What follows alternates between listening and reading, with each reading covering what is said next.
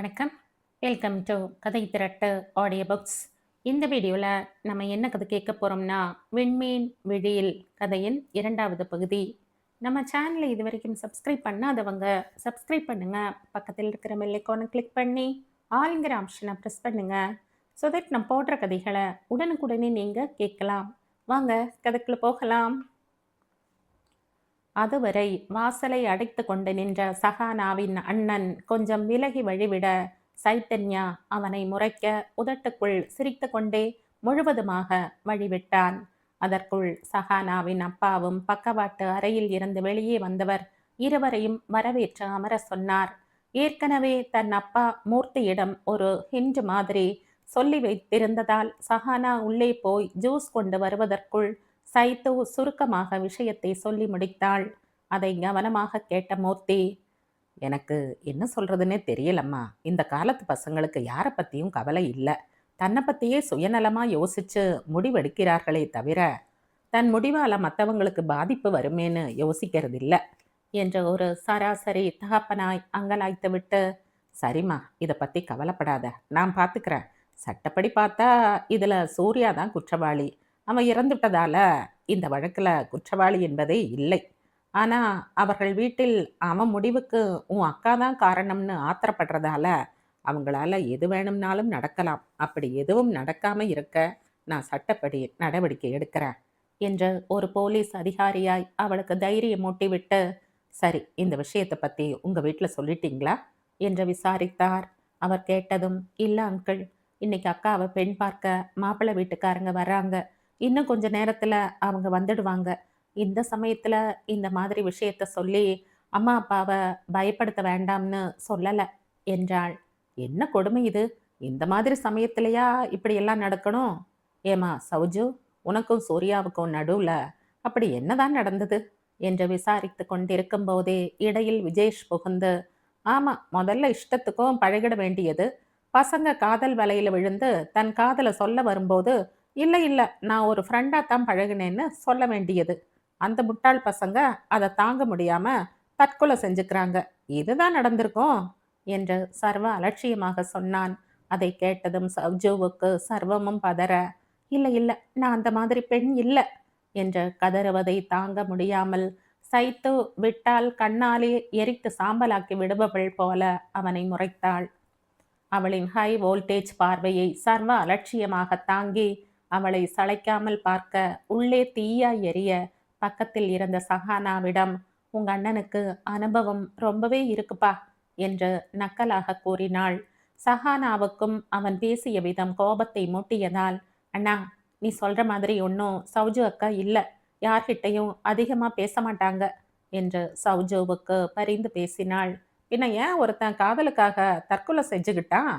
அவங்கிட்ட நடந்து கொண்ட முறை அவனை காதலிக்க தூண்டி அதை ஏற்றுக்கொள்ளல என்கிறதுனால தானே இந்த விபரீதம் நடந்திருக்கு என்று விடாப்பிடியாக சொன்னான். அதை கேட்டதும் சவுஜுவின் அழுகை அதிகமாக, சைத்தோ, அக்கா, முதல்ல இந்த அழுகையை நிறுத்து. பெண்களுக்கு கண்ணீர் தான் பலவீனம். நீ அழுது ஏதாவது சாதிக்க முடியுமா? மற்றவங்களுக்கு எப்படி உன் அருமையான குணத்தை பத்தி தெரியும் என்று ஜாடையாக குத்திவிட்டு அவனிடம் நேரடியாக, ஹலோ, மகா கணம் பொருந்திய விஜேஷ் அவர்களே, ஆண்கள் எல்லோரும் மகா மகா புத்திசாலிகள், கனவான்கள் மற்றும் உலகத்தில் உள்ள அத்தனை நற்குணங்களும் அமைய பெற்றவர்கள்தான். அதான் சேலை கட்டிய பொம்மையை கூட விட்டு வைக்காமல் ஜொல்லு விடுகிறீர்கள் போலிருக்கு என்று ஆத்திரமாக முகம் சிவக்க சொல்லிவிட்டு, சுமாரான அழகா இருந்தாலே பின்னால அலைவாங்க. இவ்வளவு அழகான பெண்ணை சும்மாவா விடுவாங்க? பெருசா பிரச்சனைக்கு என்ன காரணம்னு கண்டுபிடிச்சிட்டார் ஜேம்ஸ் பாண்ட் என்று முனகிவிட்டு, சாரி அங்கிள், தப்பா நினைச்சுக்காதீங்க. என் அக்கா நல்லவன்னு நான் யாருக்கும் நிரூபிக்க வேண்டிய அவசியம் இல்லைதான்.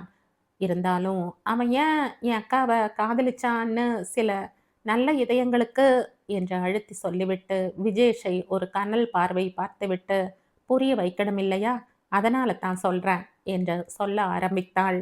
மூர்த்திக்கு அவளின் கோபம் கண்டு சிறிதும் கோபம் வராமல் மாறாக பெருமிதமாக மனதிற்குள் பாராட்டி கவனமாக கேட்கலானார்.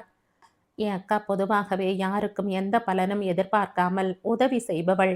வாரத்துல ஒரு நாளாவது கருணை இல்லத்துக்கு போய் இலவசமா சேவை செய்யறதை பழக்கமாக வச்சிருக்கா.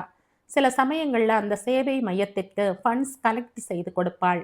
அப்படித்தான் சுனாமி வந்த சமயத்துல பாதிக்கப்பட்ட மக்களுக்கு உதவும் நோக்கத்துல தன்னாலான பண உதவி செய்ததோட மட்டும் இல்லாம அவ காலேஜ் மாணவர்களிடமிருந்தும் பணம் சேகரித்து கொடுத்தா. அப்போதுதான் சூர்யாவுக்கும் சௌஜுவின் குணம் புரிய ஆரம்பித்தது. அவனும் நல்ல வசதியான வீட்டு பையன் என்பதால் நிறைய பணம் கொடுத்து உதவினான். அது மட்டும் இல்லாம தன்னிடம் இருந்த பழைய துணிகளையும் கொடுத்து உதவினான். அவன் வேறு டிபார்ட்மெண்ட் மாணவன் என்றாலும் சௌஜுவின் நிறைய நல்ல காரியங்களுக்கு துணையாக நின்றான். அவன் குணம் சௌஜுவுக்கு பிடித்ததினால் அவனிடம் அவளுக்கு ஒரு சாஃப்ட் கார்னர். அவனுக்கு படிப்பில் ஏதாவது சந்தேகம் என்றாலும் டிஸ்டிங்ஷன் மாணவியான சௌஜுவிடம் கேட்பான். சௌஜுவும் அவனுக்கு எந்த நேரத்திலும் சொல்லிக் கொடுப்பாள். சில சமயம் அவன் எங்கள் வீட்டுக்கு கூட வந்திருக்கிறான். அவன் நிறைய தடவை சௌஜுவை அவன் வீட்டுக்கு கூப்பிட்டாலும் நாசுக்காக மறுத்து விடுவாள். என்னதான் பழகினாலும் தன் எல்லையிலேதான் நின்றாள். சௌஜுவின் அழகும் அவளின் சேவை மனப்பான்மையும் அவனை கவர்ந்ததில் ஆச்சரியமே இல்லை. கொஞ்சம் கொஞ்சமாக ஈர்க்கப்பட்டு தன் காதலை சௌஜுவிடம் வெளிப்படுத்தினான். ஆனால் சௌஜு முதல் தடவை அவன் சொன்ன போதே தனக்கு அந்த மாதிரி எண்ணம் இல்லை, எனக்கு படிப்புதான் முக்கியம், இனி இது மாதிரி எண்ணத்தோடு என்னிடம் பழகாதே என்று மென்மையாக எடுத்து சொல்லியிருக்கிறாள். அவனும் அதோடு அந்த பேச்சை விட்டுவிட்டான். சௌஜுவும் பரவாயில்லை, நாம் சொன்னதை ஏற்றுக்கொண்டான், ரொம்ப நல்ல பையன் என்று என்னிடம் சொன்னாள். அத்தோடு அவளும் மறந்துவிட்டாள். அதன் பிறகு சூர்யா சரியாக கிளாஸுக்கு வராமல் கட்டடிப்பான்.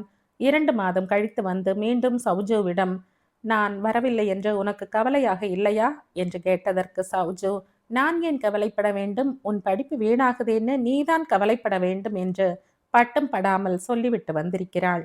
அடுத்த நாள் அவன், நான் வராமல் இருந்தால் என்னை தேடுவாய், அப்போதுதான் காதல் அதிகமாகும் என்று என் நண்பர்கள் சொன்னார்கள் என்று சொன்னான். அதில் இருந்த சௌஜு அவனை சுத்தமாக தவிர்க்க ஆரம்பித்தாள். அப்படியும் அவன் தொல்லை அதிகமாக ஏற்று அவனிடம் மென்மையாக தன் லட்சியத்தை சொல்லி, என் பெற்றோர்கள் இங்கு படிக்கத்தான் என்னை அனுப்புகிறார்களே தவிர யாரையும் காதலிக்கவோ என் வாழ்க்கையை பற்றி முடிவெடுக்கவோ அனுப்பவில்லை. என் கல்யாணம் என் அப்பா அம்மாவின் சம்மதத்தோடு தான் நடக்கும். நம்முடைய எதிர்காலத்தை பெற்றவர்கள்தான் தீர்மானிக்க வேண்டும். எனக்கு எப்படி திருமணம் செய்து வைக்கணும் என்று அவர்களுக்கு தெரியும். அதனால் எனக்கு யாரையும் காதலிக்கும் எண்ணமே இல்லை. உன் பெற்றோருக்கும் இதே மாதிரி ஆசைகள் தான் இருக்கும். அதனால் உன் படிப்பை முதலில் நல்லபடியா முடி. அதன் பிறகு உன் பெற்றோர் சொல்கிற பெண்ணை திருமணம் செய்து கொள். அதன் பிறகு அவளை காதலி. உன்னை யார் வேண்டாம் என்று சொல்லப் போகிறார்கள்? இதை சொல்ல எனக்கு உரிமை இல்லை என்றாலும் உன்னுடன் இத்தனை நாள் ஒரு சகோதரன் என்கிற உணர்வில் பழகி இருக்கிறேன். எனக்கு சகோதரன் இல்லை என்பதால் உன்னை அந்த ஸ்தானத்தில் வைத்து பழகினேன். ஆனால் நீ தவறாக புரிந்து கொண்டாய். அதனால் இனி ஒரு தடவை இந்த மாதிரி நினைவோட என்கிட்ட பேச வராதே என்று சொல்லிவிட்டு வந்திருக்கிறாள். ஆனால் அவன் இப்படி முட்டாள்தனமாக முடிவெடுப்பான் என்று எப்படி அங்கிள் தெரியும் என்று சற்று எரிச்சலாக சொல்லி முடித்தாள்.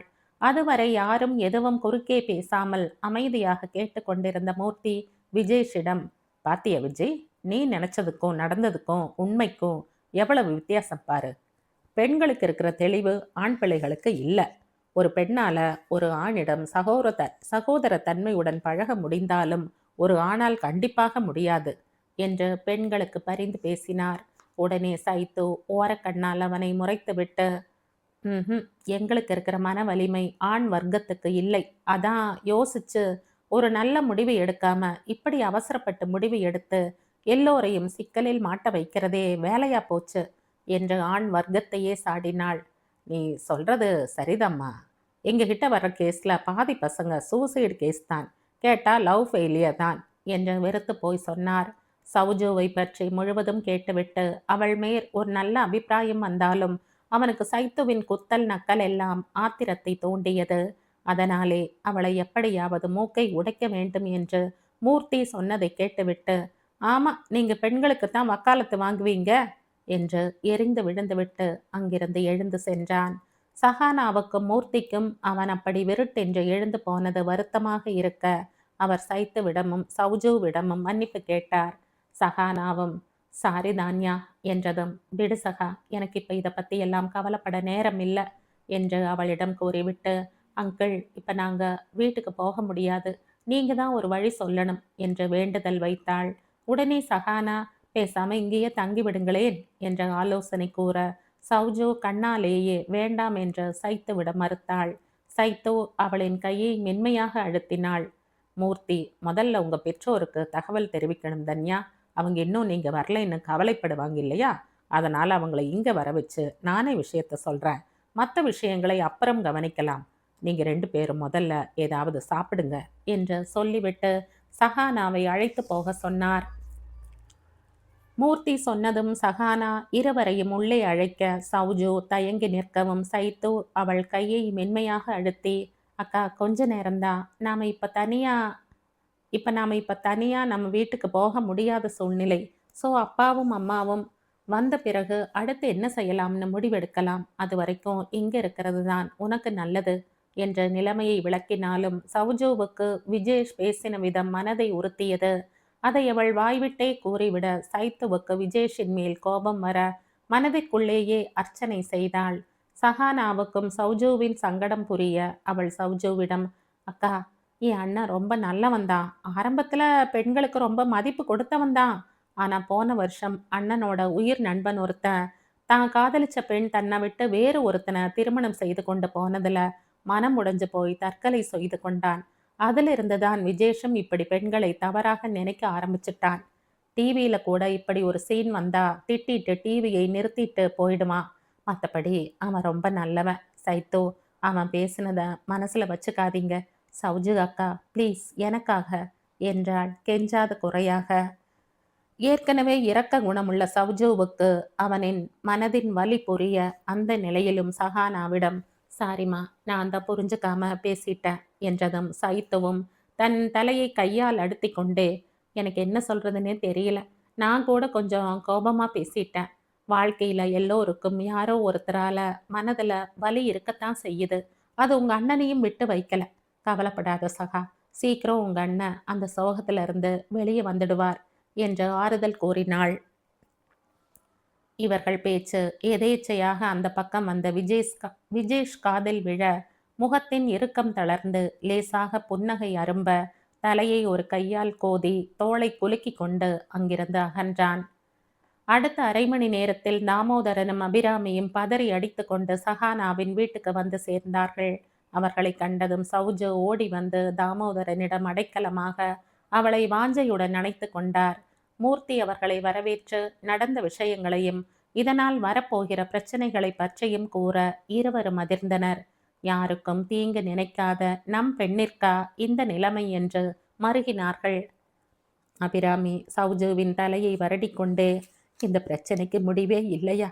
பேசாம அவங்க கிட்ட போய் உண்மையை எடுத்து சொன்னா புரிஞ்சுக்க மாட்டாங்களா என்று கலங்கிய கண்களுடன் கேட்டாள். அவளின் கண்களை சைத்தோ துடைத்து, அம்மா, சூர்யா இறந்த நிலையில இப்ப நாம எது சொன்னாலும் அவங்க புரிஞ்சுக்கிற மனோபாவம் அவங்களுக்கு இருக்காது.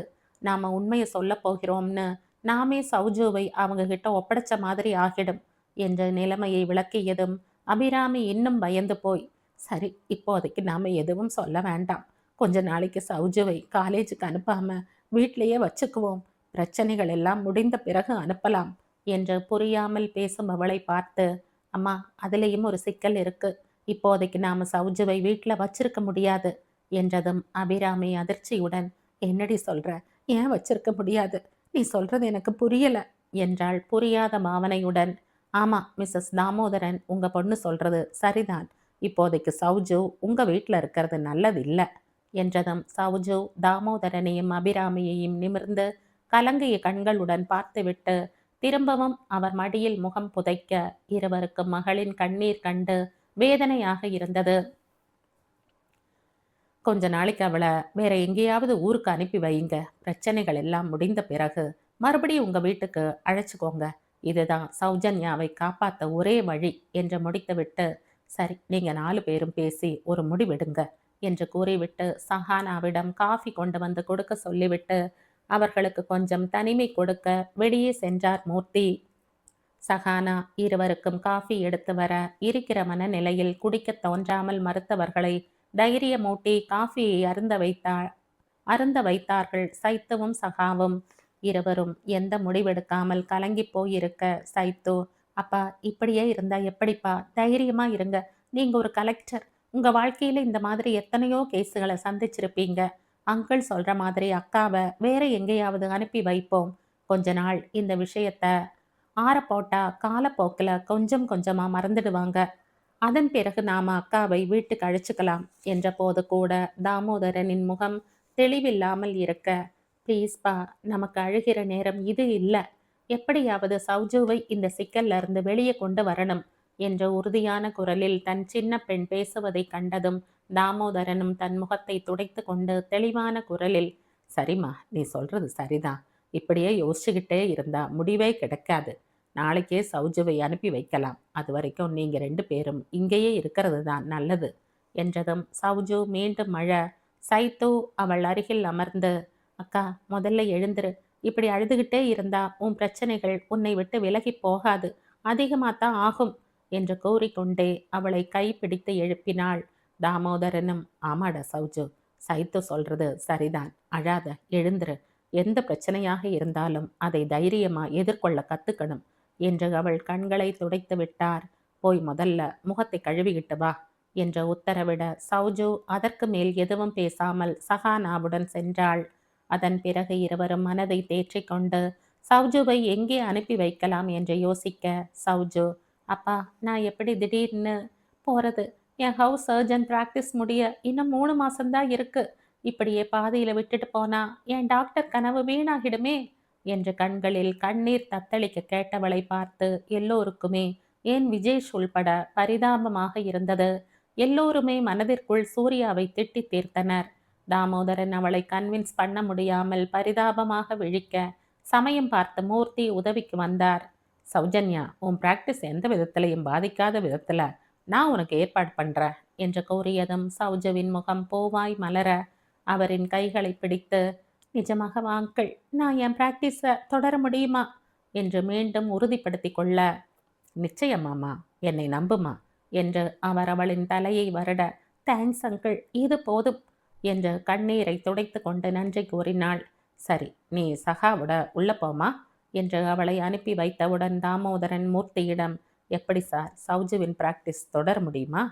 ஹவ் இஸ் இட் பாசிபிள் என்று புருவம் முடிச்சிட கேட்டவருக்கு சிரிப்பை பதிலாக கொடுத்துவிட்டு, கலெக்டர் சார், முதல்ல நீங்க எந்த ஊருக்கு அனுப்ப போறீங்கன்னு முடிவு பண்ணுங்க. அதன் பிறகு எப்படின்னு நான் உங்களுக்கு சொல்றேன். நீங்கள் எல்லாம் நேர்மையாக உழைத்தவர்கள் இந்த நாட்டுக்காக. உங்களுக்கு இது கூட நான் செய்யலைன்னா எப்படி? சௌஜுவை பொறுத்தவரை அவள் உயிர் நாடி படிப்பில் தான் இருக்குன்னு அவ இங்க வந்த 4 மணி நேரத்துல தெரிஞ்சுக்கிட்டேன் என்றதும் தாமோதரனுக்கு கலவையான உணர்ச்சி வந்து அவரை ஆட்கொள்ள, மூர்த்தியின் கையை பிடித்து நன்றி கூறிவிட்டு, நான் இன்னும் யோசிக்கல. அப்படி அனுப்புறதுன்னா என் தங்கை வீட்டுக்குத்தான் அனுப்பணும். அவ சென்னையில் இருக்கா என்று கூறினார். அதை கேட்டுவிட்டு விஜேஷ், அங்கிள், நான் ஒன்று சொல்லட்டுமா என்று அனுமதி கேட்டுக்கொண்டு, சொந்தக்காரங்களோட வீட்டுக்கு அனுப்புறதை விட ஏதாவது உங்கள் நெருங்கிய நண்பரின் வீட்டுக்கு அனுப்பி வைங்க. ஏன்னா திடீர்னு ஒரு பெண் பாதியில் படிப்பை விட்டுட்டு வந்து வீட்டில் தங்கினா என்ன ஏதுன்னு விசாரிப்பாங்க. அப்புறம் உண்மையை சொல்ல வேண்டி வரும். அது பின்னால உங்கள் பெண்ணின் வாழ்க்கையை பாதிக்கும். எப்போதும் சொந்தங்கள் நமக்கு ஃபேவரா நடப்பாங்கன்னு சொல்ல முடியாதே என்ற யோசனை சொன்னதும் அதை சரி என்று மூர்த்தியும் ஆமோதித்தார்.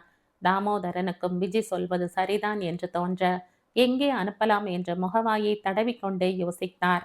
அவர் யோசனையை கலைக்கும் விதமாக அவரின் செல்போன் சிணுங்க எடுத்து பார்த்துவிட்டு அபியிடம், வரதராஜன் தான் கூப்பிடுறான் என்று சைகை செய்துவிட்டு போனை எடுத்ததும் அந்த பக்கம் அவர் என்ன சொன்னாரோ தாமோதரன் கொஞ்சம் எரிச்சலுடன், நான் கொஞ்சம் சிக்கல்ல இருக்க வரதா, நீ வேற என்ன எரிச்சல் பண்ணாத என்றார். நீ முதல்ல இந்த முகவரிக்கு வா, என்ன விஷயம்னு சொல்கிறேன். நீ நேரில் வா சொல்கிறேன் என்ற முகவரி சொல்லிவிட்டு ஃபோனை வைத்தார். மூர்த்தியிடம், இன்னைக்கு மாப்பிள்ளை வீட்டுக்காரங்க வந்தாங்க, அதை பற்றி கேட்கத்தான் என் நண்பன் வரதராஜன் என்று கூறினார். ஆமாம், சைத்து கூட சொன்னான் இதை பற்றி. என்னாச்சு? மாப்பிள்ளை வீட்டுக்காரங்க வந்தாங்களா? என்ன சொன்னாங்க? பொண்ணு வரலைன்னு ஏதாவது பிரச்சனை ஆயிட்டதா என்று அக்கறையோடு விசாரித்தார். தாமோதரன் ஒரு பெருமூச்சை எடுத்துவிட்டு, கெட்டதுலையும் ஒரு நல்லது என்பாங்க, அது போலத்தான் இன்னைக்கு நடந்திருக்கு. ஏற்கனவே சௌஜுவுக்கு இதில் விருப்பம் இல்லை. நான் வாக்கு கொடுத்தேங்கிறதுக்காக பெண் பார்ப்பதற்கு ஒத்துக்கொண்டா. ஆனால் இன்று மாப்பிள்ளை வீட்டிலிருந்து மாப்பிள்ளையோட அண்ணியும் அண்ணனும் தான் வந்திருந்தாங்க. மாப்பிள்ளைக்கு கல்யாணத்தில் விருப்பம் இல்லையாம். அதை எப்படி சொல்கிறதுன்னு தயங்கி தயங்கி நின்றுக்கிட்டு இருந்தாங்க. பெண் எங்கேன்னு கேட்டாங்க. நானும் அபயும் தயங்கி தயங்கி இப்ப வந்துடுவான்னு சொல்லி சமாளிச்சு பார்த்தோம். கடைசியில அவங்களுக்கும் பெண் வரலைன்னதும், பெண்ணுக்கும் திருமணத்துல விருப்பம் இல்லைன்னு உணர்ந்து உண்மைய சொல்லிட்டாங்க. எனக்கும் நிம்மதி ஆயிட்டது. இதுவே அவ இருந்திருந்தா கதையே மாறி இருக்கும் என்று பெருமூச்சுடன் சொல்லி முடிக்க, மூர்த்தி, எப்படியோ ஒரு பிரச்சனை நல்லபடியா முடிஞ்சது. இதே மாதிரி இந்த பிரச்சனையும் சுலபமா முடியும். கவலைப்படாதீங்க என்று தைரியம் மூட்டினார். இவர்களின் பேச்சை காலிங் பெல் கலைக்க விஜேஷ் எழுந்து போய் கொஞ்ச நேரத்தில் வரதராஜனுடன் வந்தான். வரதராஜனை மூர்த்திக்கு அறிமுகம் செய்து வைத்த தாமோதரன் சௌஜு வீட்டுக்கு வராத காரணத்தை சொல்லிவிட்டு சௌஜுவை ஊருக்கு அனுப்ப போவதாக சொன்னதும் எல்லாவற்றையும் கவனமாக உள்வாங்கிக் கொண்டவர், சாரி தாமு, நான் தான் கொஞ்சம் கோபப்பட்டு உங்ககிட்ட பேசிட்டேன். சரி, எல்லாம் நல்லதுக்குத்தான்னு எடுத்துக்க வேண்டியதுதான் என்றார். தாமோதரனும் அவரின் மன்னிப்பை ஏற்றுக்கொண்டவுடன் வரதராஜனே தொடர்ந்து, தாமு, நான் ஒன்று சொல்றேன் கேப்பியா என்று கொஞ்சம் தயக்கத்துடன் கேட்டார். என்ன என்பதாக எல்லோரும் அவர் முகத்தை ஆவலாக நோக்க, சௌஜுவை சொந்தக்காரங்க வீட்டுக்கு அனுப்ப நீ தயங்குறது எனக்கு புரியுது. எனக்கு என்ன யோசனைன்னா, என் நண்பன் ஒரு சேவை மையம் வச்சு நடத்துகிறாப்படி. அங்கே தற்சமயம் ஒரு ஆள் தேவைப்படுது. அங்கே நம்ம சௌஜவை அனுப்பினா அவன் மனசுக்கு ஒரு மாற்றமும் கிடைக்கும். அவள் படிப்பும் அங்கேயே மூர்த்தி சார் சொன்ன மாதிரி தொடர முடியும். நீ என்ன சொல்ற என்று யோசனை சொன்னார். அதை கேட்டதும் எல்லோருக்கும் அந்த யோசனை சரியாகப்பட்டது. அதன்படியே செய்வது என்று தீர்மானிக்கப்பட்டது. தாமோதரன் அபிராமியிடம் அபிப்பிராயம் கேட்க, அவள், என் பொண்ணு நல்லா இருந்தா போதும், அவளுக்கு எந்த பிரச்சனையும் ஏற்படாம பார்த்து செய்யுங்க என்ற முடிவை தாமோதரனிடமே விட்டுவிட்டாள். அதன் பிறகு சௌஜுவை ஊட்டிக்கு அனுப்புவது என்று தீர்மானிக்கப்பட்டது. வரதராஜனின் நண்பர் அருணாச்சலத்திற்கு உடனடியாக போனில் தகவல் தெரிவிக்கப்பட்டது. அடுத்து சௌஜுவை அங்கே 3 மாதம் பயிற்சி எடுக்க ஸ்பெஷல் பெர்மிஷன் எப்படி வாங்குவது என்று தாமோதரன் மூர்த்தியின் முகத்தை பார்க்க, அவர், நான் பேசி பெர்மிஷன் வாங்குறேன், அதை பற்றி கவலைப்படாதீங்க. இப்போவே நேரம் அதிகமாயிட்டது. எல்லாரும் இங்கேயே தங்கிடுங்க. காலையில் இங்கிருந்து வீட்டுக்கு போய் தேவையான பொருட்களை எல்லாம் எடுத்து பேக் செய்து கொள்ளுங்கள். நாம் இருவரும் சென்று அவள் காலேஜ் டீனை பார்த்து பேசிவிட்டு வரலாம் என்று கடகடவென்று முடிவுகள் எடுக்க தாமோதரனே அவரை பின்பற்ற தடுமாறினார். அதேபோல் அடுத்த நாள் காலையில் மூர்த்தி சொன்ன மாதிரியே அவர்களுடன் விஜேஷையும் அஃப்டியில் ஒரு போலீஸையும் அனுப்பி வைத்துவிட்டு தாமோதரனை அழைத்து கொண்டு ஹாஸ்பிட்டலுக்கு சென்று தன்னையும் தாமோதரனையும் அறிமுகப்படுத்திவிட்டு சௌஜோவுக்கு ஏற்பட்டு இருக்கிற பிரச்சனைகளை கூறி அதற்காக அவளை ஊட்டிக்கு அனுப்ப போவதாக கூறி அங்கே உள்ள ஜேஎஸ்எஸ் மெடிக்கல் காலேஜில் பயிற்சியை தொடர அனுமதி கேட்டார். டீனுக்கும் நேற்று நடந்த கலாட்டாக்களை பற்றி கொஞ்சம் தெரிந்தமையால் மூர்த்தியின் வாதத்திற்கு அதிகம் மறுக்காமல் சௌஜுவின் பாதுகாப்பு கருதி அவர் கைப்பட ஒரு கடிதம் எழுதி அவளுடைய சர்டிபிகேட்டுகளை இணைத்து கொடுத்தார். அதை வாங்கி கொண்டு அவருக்கு நன்றி சொல்லிவிட்டு வெளியே வந்ததும் நேரே வீட்டுக்கு சென்றார்கள். முதல் நாளே டிராவல்ஸில் சொல்லி ஃப்ளைட் டிக்கெட்ஸ் புக் செய்து வைத்திருந்தமையால் அவளை அழைத்து கொண்டு ஏர்போர்ட்டுக்கு அழைத்து சென்றார். இவையெல்லாம் காலை 2 மணி நேரத்திற்குள் நடக்க சௌஜுவுக்குத்தான் மனதளவில் மிகவும் பாதிப்பாக இருந்தது. நேற்று இந்த நேரத்தில் நாம் ஹாஸ்பிட்டலில் எந்த பிரச்சனையும் இல்லாமல் இருந்தோம் என்றே நம்ப முடியாத அளவுக்கு மளமளவென்ற விஷயங்கள் நடந்து கடைசியில் எல்லோரையும் பிரிந்து தனியாக ஊட்டிக்கு ஃப்ளைட் ஏறுகிற அளவுக்கு வந்திருக்கிறோம் என்று நினைக்க நினைக்க கண்களில் கண்ணீர் ஊற்றெடுத்தது. அபிராமியும் ஒரு பக்கம் அழ, தாமோதரனுக்கும் சைத்தவுக்கும் தான் 2 பேரையும் மாற்றி மாற்றி தேற்ற கஷ்டமாக இருந்தது. சௌஜோவின் கண்ணீரை துடைத்துவிட்டு சைத்து, அக்கா ப்ளீஸ் அழாதக்கா, நீ என்ன வெளிநாட்டுக்கா போற? தோ இங்க இருக்கிற ஊட்டி தானே, உன்னை பார்க்கணும்னு தோன்னா நாங்க வந்துட போறோம், அவ்வளவுதானே என்று அவள் கையை பிடித்து அழுத்தி தைரியம் கூறினாள். அப்போதும் அவள் கண்களில் கண்ணீர் நிற்காமல் வழிந்தது. நீ என்ன சீரியல் கதாநாயகி மாதிரி அழுதுகிட்டே இருக்க? நீ என் பக்கத்துல இருப்பதை விட நீ எங்க பக்கத்துல இருக்கிறத விட பாதுகாப்பு இருக்கிறது தான் முக்கியம். அதுக்கு தான் இவ்வளவு தூரம் அனுப்புறோம் என்று அவளிடம் சலித்து கொண்டவள், அம்மா நீயும் இப்படியே அழுதா அப்புறம் சூசு எப்படி சந்தோஷமா இங்கிருந்து கிளம்புவா? முதல்ல உன் கண்ணீர் டேங்க மூடு என்று கேலி செய்து சூழ்நிலையின் இறுக்கத்தை குறைக்க முயற்சி செய்தாள்.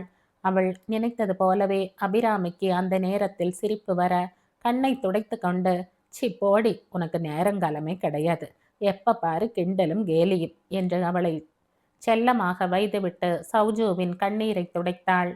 இங்க பாருடா சௌஜு, நீ இப்படியே கண் கலங்கினா அம்மா அப்புறம் எப்படி நிம்மதியா இருக்க முடியும்? சைத்தோ சொன்ன மாதிரி உன் பாதுகாப்பு தான் எங்களுக்கு இப்ப முக்கியம். உனக்கு உன் படிப்பு முக்கியம். அதுக்காகத்தான் உன்னை ஊட்டிக்கு அனுப்பி வைக்கிறோம். நீ இந்த சூழ்நிலையில சிரிக்க முடியாதுன்னு தெரியும். இருந்தாலும் அழாம இருந்தாலே போதும். போய் உன் படிப்பை நல்லபடியா தொடரு என்று கனிவாக அறிவுரை கூற சௌஜு அதை ஏற்றுக்கொண்டு கண்களை துடைத்து கொண்டாள். தாமோதரனும் அவர் பங்கிற்கு ஆறுதல் கூறி அறிவுரைகள் கூற அதையெல்லாம் கவனமாக கேட்டுக்கொண்டாள். ஆனால் அதை கேட்டுக்கொண்டிருந்த சைத்தவுக்குத்தான் எரிச்சலாக, ஐயோ அப்பா அம்மா 2 பேரும் விட்டா பெரிய பிரசங்கமே நடத்துவீங்க போல இருக்கு. அக்கா உனக்கு நேரமாச்சு, ஃப்ளைட் அறிவிப்பு கொடுக்கறாங்க, தோ பார் மூர்த்தி அங்கிள் கூட வராரு என்று அவளை திசை திருப்பினாள். சௌஜுவும் மற்ற எல்லாத்தையும் மறந்துவிட்டு தன் உடைமைகளை சரி பார்த்து கொண்டு கிளம்ப ஆயத்தமாக வரதராஜன், சௌஜு நீ கோயம்புத்தூர் விமான நிலையத்துல போய் இறங்கினதுமே அங்க என் நண்பன் அருணாச்சலம் வந்து உன்னை அழைச்சுக்கிட்டு போவான். நீ எதுக்கும் பயப்படாதம்மா, இது அவன் ஃபோன் நம்பர் என்று சொல்லி அவருடைய நம்பரை கொடுத்துவிட்டு நல்லபடியா போயிட்டு வாமா என்று வாழ்த்தினார். மூர்த்தியும் அவளை அழைத்து கொண்டு செல்ல சௌஜு எல்லோரிடமும் விடை பெற்று கொண்டு உள்ளே சென்றாள். அதுவரை அவர்களுக்கு பாதுகாப்பாக நின்று கொண்டிருந்த விஜேஷ் சௌஜுவுக்கு வாழ்த்து சொல்ல அதை ஏற்றுக்கொண்டு கிளம்பினாள். அவள் சென்றதும் அபிராமி அழ சைத்து அவளை தைரியம் சொல்லி தேற்றுவதை ஆச்சரியத்துடன் கவனித்தான். ஏற்கனவே அவள் சௌஜுவுக்கு தைரியம் சொன்னதையும் சூழ்நிலையின் இறுக்கத்தை குறைத்ததையும் பார்த்தவனுக்கு சைத்துவின் மேல் ஒரு தனி மரியாதையே ஏற்பட்டது. ஆனால் அவள் மறந்தும் கூட விஜேஷின் பக்கம் திரும்பாமல், அதே சமயம் ரொம்பவும் அலட்டி கொள்ளாமல் மிகவும் இயல்பாக நடந்து கொண்டதும் அவன் மனதில் ஒரு படி உயர்ந்தாள். செக்கிங் முடிந்து சௌஜு விடைபெற்று சென்றதும் மூர்த்தி இருவருக்கும் தைரியம் சொல்லி அவர்களை கொண்டு வந்து வீட்டில் இறக்கிவிட்டு சென்றார். அவருக்கு தாமோதரன் தெரிவித்த நன்றியை ஒரு புன்னகையுடன் ஏற்றுக்கொண்டு விஜேஷிடம் கொஞ்ச நேரம் பேசிவிட்டு வருமாறு பணித்துவிட்டு சென்று விட்டார். விமானத்தில் ஏறிய சௌஜுவுக்கு அது முதல் பயணம் என்பதால் மனதிற்கு கொஞ்சம் டென்ஷனாக இருந்தது. அதே சமயம் பிரச்சனையை எதிர்கொள்ளாமல் இப்படி பயந்து கொண்டு ஓடுகிறோமே என்ற தாழ்வு மனப்பான்மையும் எழ அவளின் மனசாட்சி, ஆமா நீ பயந்து அழுததும் இல்லாம எல்லாரையும் சேர்த்தல்லவா பயமுறுத்திட்ட, சைத்து மாதிரி போல்டா இருந்தா இப்படி ஓட வேண்டிய அவசியமே இருந்திருக்காதே என்று இடி துரைத்தது. அதுவே சௌஜவுக்கு தன் கோழைத்தனத்தின் மேல் வெறுப்பை வளர்க்க மனதிற்குள் இனிமேல் எதற்கும் அழக்கூடாது என்று வானமே போதி மரமாக மாற ஞானோதயம் பிறந்து சபதம் எடுத்து கொண்டாள். அதன் பிறகு அவள் மனதில் இருந்த பயம் கொஞ்சம் மறைய மருத்துவ புக்கை எடுத்து படிக்க ஆரம்பித்தாள். கொஞ்ச நேரத்தில் சென்னை, அம்மா அப்பா, சூர்யாவின் இறப்பு, நேற்று அழுதது எல்லாம் தன் நெஞ்சை விட்டு மறைய அந்த புத்தகத்திலேயே மூழ்கி போனாள். விமானம் தரை இறங்குவதற்கு முன் சீட் பெல்ட் போட அறிவிப்பு வந்ததும் தான் மீண்டும் இவ்வுலகத்துக்கு வந்தவள் எல்லாவற்றையும் ஒழுங்கு செய்துவிட்டு அங்கிளின் நண்பரை எதிர்கொள்ள காத்திருந்தாள். எல்லாம் முடிந்து அருணாச்சலம் அங்கிள் வந்திருக்கிறாரா என்று கண்ணால் துழாவியபடியே வெளியே வந்தவளுக்கு 30 வயதிற்குள் உயரமாக ஒருவன் தன் பெயர் தாங்கிய பலகையை பிடித்தபடி வெளியே வருபவர்களை தன்னை போலவே தேடிக்கொண்டிருப்பதை பார்த்துவிட்டு குழம்பி போனாள். வரது அங்கிள் சொன்ன நண்பரா இவன்? இவன் எப்படி வரது அங்கிளின் நண்பராக இருக்க முடியும்? அவனிடம் சென்று நான் தான் நீங்கள் தேடும் ஆள் என்று சொல்லலாமா, இல்லை அவனே வந்து கேட்கும் வரை வெயிட் பண்ணலாமா என்று பலவாறு யோசித்தவாறு அவனையே பார்த்து கொண்டு நின்று கொண்டிருந்தாள். அதற்குள் இவளை கவனித்துவிட்ட அவன் சௌஜுவின் அருகில் வர அவளுக்கு வழக்கமான பயம் தலை தூக்க, விமான போதி மரத்தில் எடுத்த ஞானோதயம் சட்டென்ற ஞாபகம் வர தலை தூக்கிய பயத்தை அதன் தலையில் தட்டி அடக்கிவிட்டு அவன் அருகில் வருவதற்காக காத்திருந்தாள்.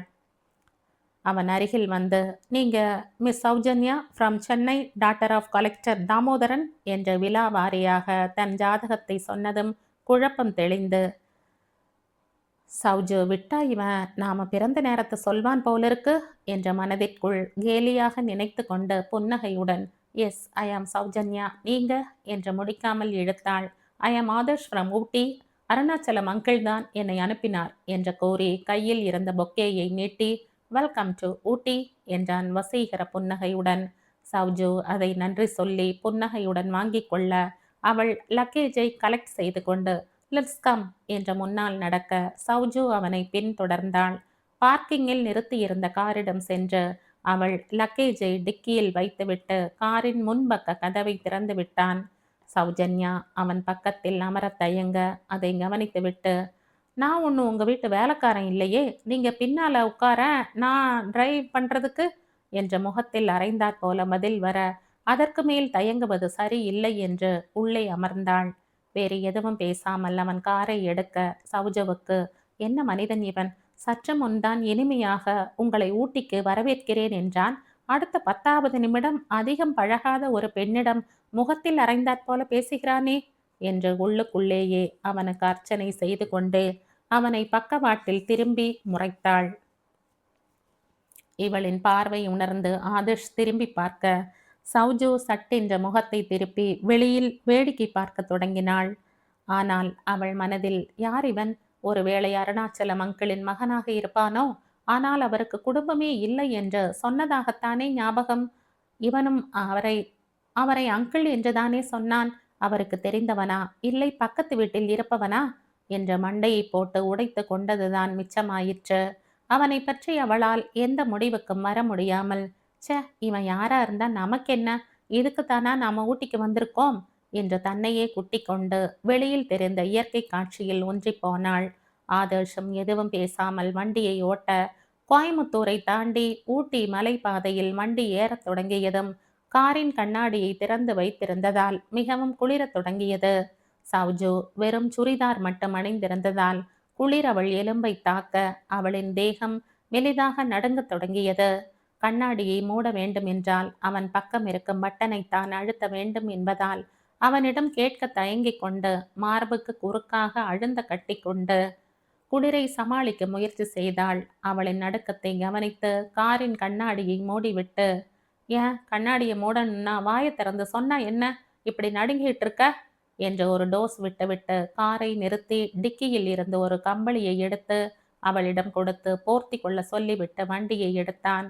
சௌஜுவை இதுவரை யாரும் திட்டியதில்லை என்பதால் ஆதர்ஷின் கடுகடுவென்ற பேச்சு அவளின் பொறுமையை மிகவும் சோதித்தது. யார் என்றே தெரியாத அவனிடம் அருணாச்சலம் அங்கிள் அனுப்பினார் என்ற தகவல் மட்டும்தான் தெரியும் நிலையில் அவனிடம் தன் கோபத்தை காட்டுவது சரி இல்லை என்று தன் குணத்துக்கு மாறாக வந்த கோபத்தை அடக்கி கொண்டு முகத்தை வெளிப்பக்கம் திருப்பி கொண்டாள். ஆரம்பமே கச்சேரி களை கட்டுதே, போக போக என்னென்ன நடக்குமோ என்ற அச்சம் லேசாக எழ அவளின் சபதம் எடுத்த மனது, என்ன ஆனாலும் சரி நம்ம படிப்பை நல்லபடியா முடிச்சுட்டு தான் போகணும் என்ற வில்லன் நம்பியார் கணக்காக 2 கையையும் தேய்க்காத குறையாக உறுதி பூண்டது. அதன் பிறகு ஆதர்ஷின் அலட்சிய பேச்சையும் பார்வையையும் பெரிதாக எடுத்துக்கொள்ளாமல் அமைதியாக வந்தாள். மாலை 6 மணி அளவில் ஊட்டியை அடைந்து அருணாச்சல சேவை மையத்தின் முன் வண்டி நின்றது. வண்டியில் இருந்து இறங்கிய சௌஜன்யாவை வரவேற்க 50 வயது மதிக்கத்தகுந்த ஒருவர் உள்ளே இருந்து ஓடி வந்து சௌஜுவை அன்புடன் வரவேற்றார். சௌஜுவை அன்புடன் வரவேற்று உள்ளே அழைத்து சென்ற அருணாச்சலம் அவள் பயணத்தை பற்றி விசாரித்தார். எல்லாவற்றிற்கும் புன்னகையுடன் பதில் சொல்லிவிட்டு அந்த இடத்தை கண்களால் அளந்தாள். பெரிய இடமாக இருந்தாலும் நிறைய பிள்ளைகள் இருந்ததால் என்னவோ நெருக்கடியாக இருந்த மாதிரி அவள் கண்ணுக்கு புலப்பட்டது. அதற்குள் சௌஜுவின் பெட்டிகளை உள்ளே கொண்டு வந்து வைத்த ஆதர்ஷுக்கு நன்றி சொல்ல ஒரு தலையசைப்பில் அதை ஏற்றுக்கொண்டான். அவளிடம் அருணாச்சலம், இவர் பெயர் ஆதர்ஷ் இவர் பெயர் ஆதர்ஷ்மா, தி கிரேட் டெக்ஸ்டைல் டிசைனர் இன் கோயமுத்தூர், என் நண்பனுடைய பையன் என்று அறிமுகப்படுத்தும் போதே ஆதர்ஷ் குறுக்கிட்டு, அங்கிள் என்னை பற்றி அப்புறம் சொல்லலாம், இப்போ அவங்க போய் ரெஸ்ட் எடுத்துக்கிட்டும், நான் போய் சுவாதியை அழைச்சிக்கிட்டு வந்துடுறேன் என்று அவரிடம் கூறிவிட்டு அவரின் பதிலுக்கு கூட காத்திராமல் விடுவென்று அங்கிருந்து சென்று விட்டான். ஒரு மரியாதைக்கு கூட சௌஜுவிடம் சொல்லாமல் சென்ற அவனின் முதுகை எரிச்சல் மூள வெறித்து பார்த்தவள் அடுத்த நிமிடமே, ச யார் எப்படி இருந்தா நமக்கென்ன, ஏற்கனவே ஒருத்தங்கிட்ட கனிவா பழக போய் ஊற விட்டு ஓடி வரும்படி ஆகிட்டது, இன்னொரு தடவை அந்த மாதிரி எங்கேயும் ஓட எனக்கு தெம்பில்லை, இவன் இந்த மாதிரி இருக்கிறதே நமக்கு ஒரு வகையில நல்லதுதான் என்று மனக்கணக்கு போட ஆண்டவனின் கணக்கோ வேறு மாதிரி இருந்தது. அவளை ரெஃப்ரெஷ் செய்து வர சொல்லி சாப்பிட வைத்து பிறகு அந்த இடத்தை சுற்றி காட்டினார் அருணாச்சலம். அதன் பிறகு அவளிடம் அவள் குடும்பத்தை பற்றி வரதராஜனை பற்றி விசாரித்து கொண்டு இருக்கும்போது ஆதர்ஷ் ஒரு 3 வயது அழகான குழந்தையுடன் திரும்பி வந்தான். அருணாச்சலத்தை பார்த்ததும் அந்த குழந்தை ஆதர்ஷின் பிடியில் இருந்து விடுபட்டு டாட்டா என்று ஓடி வர அவர் குனிந்து ஆசையுடன் அள்ளி சுவாதிக்குட்டி என்று தூக்கி முத்தமிட்டார். ஆச்சரியத்துடன் பார்த்த சௌஜுவிடம் இவள் ஆதர்ஷின் குழந்தை, பெயர் சுவாதி என்று அறிமுகப்படுத்த சுவாதி அப்போதுதான் சௌஜுவை கவனித்து அவர் கையில் இருந்து இறங்கி ஐ தாத்தா, யார் இந்த ஆன்ட்டி, ரொம்ப அழகா இருக்காங்க என்று தன் அழகான திராட்சை போன்ற கண்களை உருட்டி அவளிடம் தூக்குமாறு கையை தூக்க சௌஜு குழந்தையின் மழலை பேச்சில் மனம் மயங்கி அவளை தூக்கி அவளின் பஞ்சு போன்ற குண்டு கன்னத்தில் தன் சிவந்த இதழ்களை பதித்தாள். பதிலுக்கு குழந்தையும் முத்தமிட்டுவிட்டு உன் பேர் என்ன என்று தத்தி தத்தி கேட்க சௌஜு சிரித்து கொண்டே நான் சௌஜன்யா, சென்னையிலிருந்து வந்திருக்கேன். சரி, உங்க பேர் என்ன என்று அவள் பெயர் தெரிந்திருந்தாலும் மீண்டும் குழந்தையின் வாயால் கேட்க ஆசைப்பட்டு கேட்டாள்.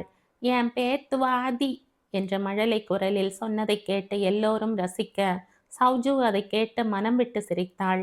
மீண்டும் ஆசையுடன் அவள் கன்னத்தில் முத்தமிட்டு ஆதர்ஷிடம் உங்க குழந்தை ரொம்ப கியூட் சார் என்று சிலாகித்தாள். அதை கேட்டு அருணாச்சலத்தின் முகம் மலர ஆதர்ஷ் அதை ஏற்றுக்கொள்ளும் விதமாக புன்னகைத்தாலும் அவன் முகத்தில் ஏதோ வேதனை ஒளிந்திருந்த மாதிரி தோன்றியது சௌஜோவுக்கு. மறுபடியும் குழந்தையிடம் உங்க அம்மா எங்க செல்லம் என்று விசாரிக்க அதற்குள் ஆதர்ஷ் அவசரமாக குறுக்கிட்டு அது அப்புறம் கேட்கலாம் என்று அவளிடம் இருந்து குழந்தையை வாங்கி அங்கிருந்த ஒரு ஆயாவிடம் கொடுத்து குழந்தை அழைச்சிட்டு போ என்று கூற சௌஜோவுக்கு கையில் இருந்த ஐஸ்கிரீமை பிடுங்கிய மாதிரி இருந்தது. அருணாச்சலத்திடம் எல்லாத்தையும் சொல்லிட்டீங்களா என்று கேட்டதற்கு அவர் இல்லை என்று பதில் சொன்னதும் சௌஜுவுக்கு ஒன்றுமே புரியவில்லை. அவளின் முகக்குறிப்பை உணர்ந்தவர் போல அம்மா சௌஜு, எனக்கு இங்க நிர்வாகம் செய்ய ஒரு ஆள் தேவைதான். ஆனா அதே சமயம் சுவாதியை கவனிச்சுக்க ஒரு திறமையான பெண் வேணும். அதைத்தான் வரதையிட்ட சொல்லி வச்சிருந்தேன். அவன் உங்ககிட்ட ஏதாவது சொன்னானா என்று கேட்க சௌஜு இல்லை என்று தலையசைத்தாள். சரி, பரவாயில்ல, இங்க உள்ள வேலையை கூட நான் பார்த்துக்குவேன். ஆனா ஆதர்ஷால குழந்தைய சமாளிக்க முடியல. அவனுக்கு கம்பெனி வேலையே அதிகமா இருக்கிறதால கம்பெனியை விட்டு வர்றதுக்கே தினமும் நேரம் ஆயிடுதுமா. வீட்டில் வேலை செய்கிற ஆயா கவனிச்சுக்கிட்டாலும் என்னவோ மனசுக்கு திருப்தியா இல்லை. அதுக்குத்தான் உன்ன மாதிரி படிச்ச முக்கியமாக குழந்தையை கவனமாக அன்பாக பார்த்துக்கிற ஒரு பெண் வேணும்னு என்கிட்ட சொல்லியிருந்தான். நான் தான் உன்னை பற்றி சொன்னேன். நீ என்னம்மா சொல்கிற? உன் படிப்பையும் எந்தவித தடங்களும் இல்லாமல் தொடரலாம் என்ற ஒரே மூச்சில் சொல்லி முடித்துவிட்டு அவளின் சம்மதத்திற்காக அவள் முகத்தை நோக்கினார். ஆதர்ஷும் அருணாச்சலம் சொல்வதை கவனமாக கேட்டவன் அவளிடம் இன்னும் உங்கள் ஹவுஸ் சர்ஜன் ப்ராக்டிஸ் 3 மாதம் பாக்கி இருக்குன்னு அங்கிள் சொன்னாங்க. அதை பற்றி கவலைப்படாதீங்க, அதுக்கு நான் ஏற்பாடு பண்ணுறேன். காலையில் குழந்தையை நான் பார்த்துக்குவேன். நீங்கள் உங்கள் காலேஜ் முடிஞ்சு வந்து நான் நைட்டு திரும்பி வர்ற வரை பார்த்துக்கிட்டா போதும் என்று முடித்துவிட்டு உங்களுக்கு இஷ்டம் இருந்தால் சொல்லுங்க, இல்லைன்னா நான் வேற ஆள் பார்த்துக்கிறேன் என்று மீண்டும் கராராக பேசினான். சௌஜோவுக்கு எந்த மாதிரி வேலை என்று யாரும் அவளிடம் சொல்லவில்லை. அப்படியே சொன்னாலும் சௌஜோ இப்போதைய தன் நிலைமைக்கு எப்படியும் அனுசரித்து போக வேண்டிய மனநிலையில்தான் இருந்தாள். அதனால் ஆதர்ஷம் அருணாச்சலமும் தன் வேலையை விவரித்த போது வித்தியாசமான அனுபவமாகவும் வினோதமாகவும் இருந்தது.